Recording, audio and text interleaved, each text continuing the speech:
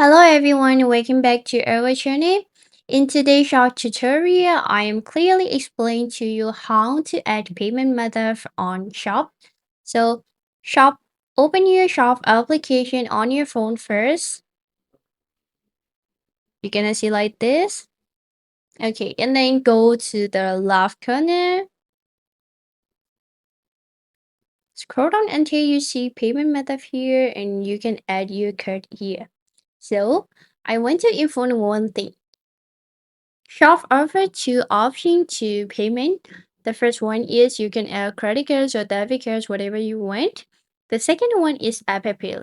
But if you want to add a purchase with your Apple Pay, you can just do on your checkout session. Here you can also you can just add your cards.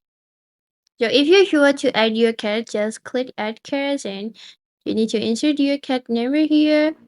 Okay, after that you need to put your um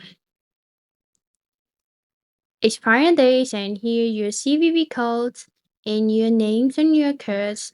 You can also check your billing address here. So if you want to use a different address, you can also add from here. And then if you're sure to save your cards as a payment, just save card and it successfully add your payment option here. So this is how to add payment method on Shop application. As I mentioned before, they offer two options Apple Pay.